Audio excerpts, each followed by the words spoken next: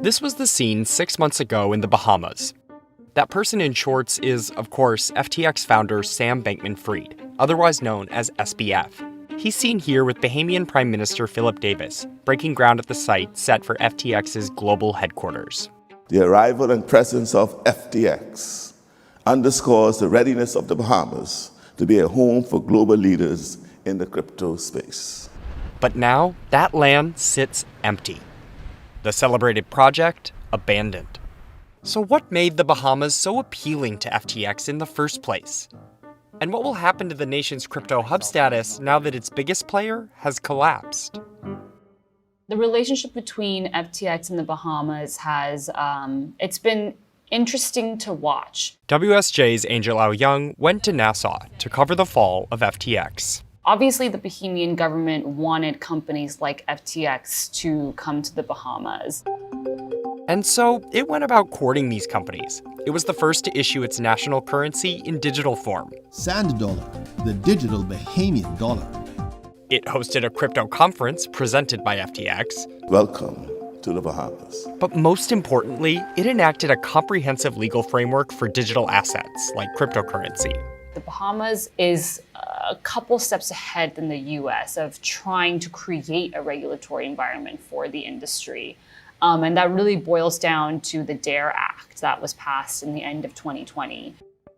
The Digital Assets and Registered Exchanges Act, or DARE, is intended to give firms like FTX clear rules to adhere to. Before a company, especially that's going to be a digital exchange, puts its headquarters in a country, it wants to have certainty about how that country is classifying all these different products. That's attorney Bruce DeGaris, who's worked on Caribbean financial services matters and international white-collar crime. The DARE framework he's talking about doesn't yet exist in the US, but regulation is something SBF has called for.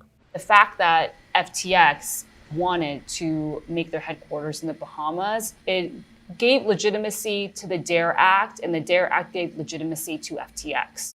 However, having regulations and enforcing them are two different things.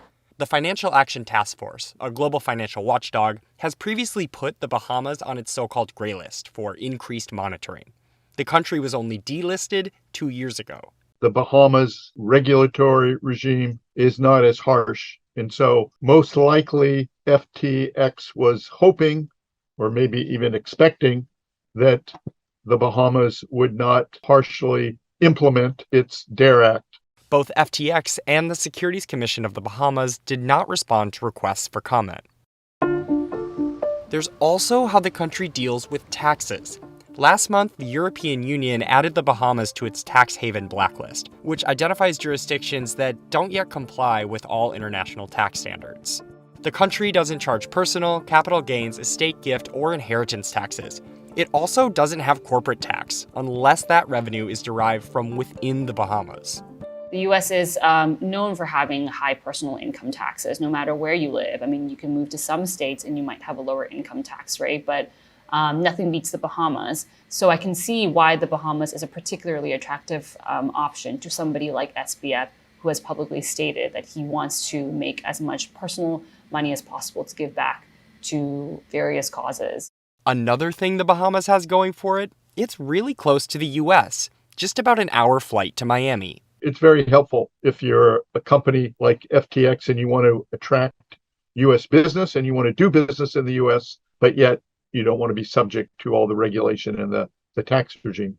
Fly about 2 hours further north, and there's DC. SBF has become something of a regular on Capitol Hill over the last year, even testifying before the Senate on crypto regulation. The industry has the potential to improve a lot of people's lives. But now, with FTX's collapse, the decision to headquarter in the Bahamas is complicating its bankruptcy.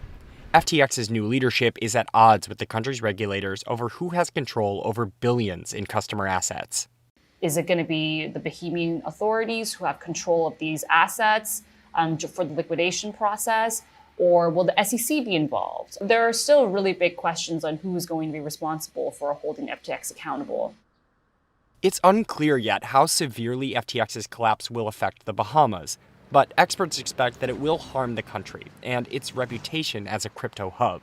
The fact that they've attracted the number 3 digital exchange and that it quickly went from success to bankruptcy has jeopardized the new product and the new innovation that the Bahamas has undertaken, unfortunately. FTX's collapse will likely force the Bahamas and other governments to look more closely at the crypto industry. For years now, every government has known that this is an issue that is not going to go away. But with this collapse, now that billions upon billions of customers' money has been lost, it's going to force these governments to enact an accountability framework much faster than they might have been willing to do previously. As for SBF, it remains to be seen what action, if any, the Bahamas might take against him.